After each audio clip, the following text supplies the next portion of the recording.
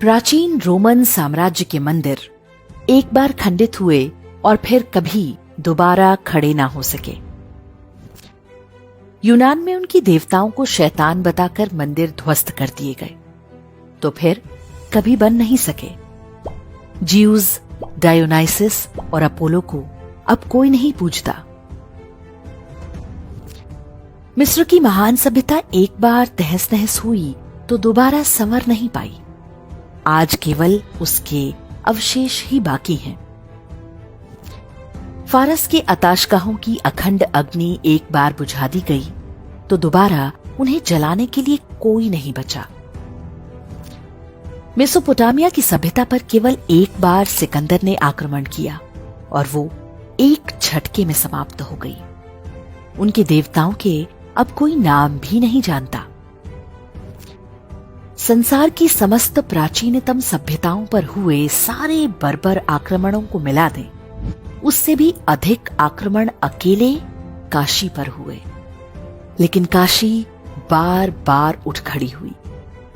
असभ्य और बर्बर आक्रमणकारियों के हर चिन्ह को साफ करके काशी प्रकाशमय हो उठी।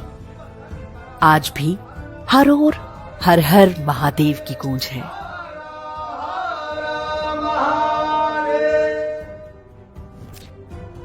संसार के सारे असभ्य मिलकर भी सभ्यता का नाश नहीं कर पाते। धर्म कभी भी समाप्त नहीं होता। धर्म के कार्य के लिए ईश्वर कब किसका चयन करेंगे, ये कोई नहीं जानता। इतिहास में इसके ढेरों उदाहरण भरे पड़े हैं। मोहम्मद गोरी और कुतुबुद्दीन ऐबक ने काशी का विध्वंस किया, तब जानते हैं कि वहां के मंदिरों और घाटों का पुनर्निर्माण किसने कराया? कन्नौज नरेश जयचंद के पुत्र राजा हरीशचंद्र ने। और वो भी तब जब चंदावर के युद्ध में वो गोरी की सेना से पराजित हो गए थे। सिकंदर लोदी के समय हुए ध्वंस को ठीक कराया अकबर के दरबार में रहने वाले राजा मानसिंह और राजा टोडरमल ने।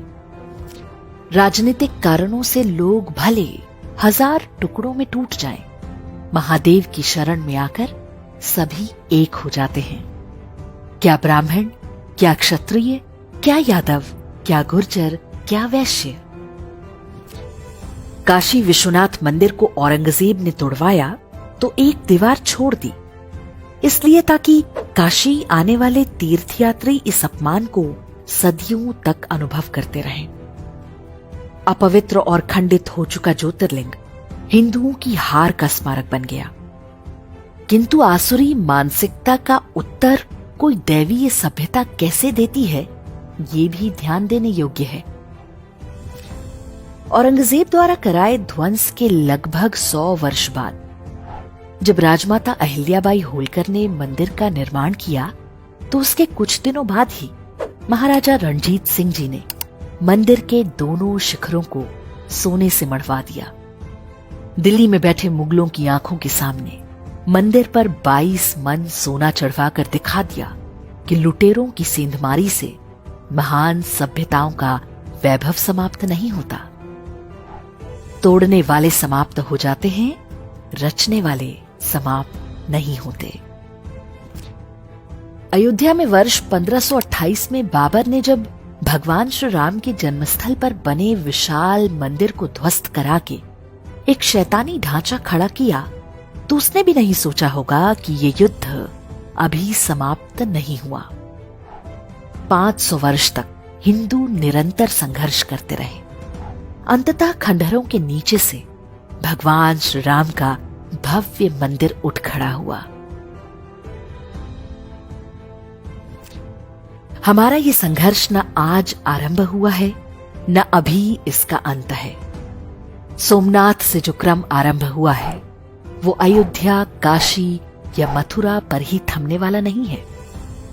सनातन सभ्यता के हर प्रतीक को हमें वापस लेना है।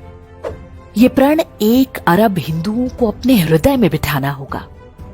ये विश्वास बनाए रखना होगा कि एक दिन शारदा पीठ, मुल्तान, कटासराज और हिंगलाज माता से लेकर ढाकेश्वरी तक की बारी आएगी। कुछ सपने हम अपनी आंखों से सच होते देखेंगे और बहुत कुछ अपनी आने वाली पीढ़ियों के हृदय में बिठा कर जाएंगे। प्रण करें कि अखंड हिंदू राष्ट्र एक दिन साकार होगा। ये हमारा सौभाग्य होगा कि इस नव निर्माण की नींव में एक ईंट हम भी हैं।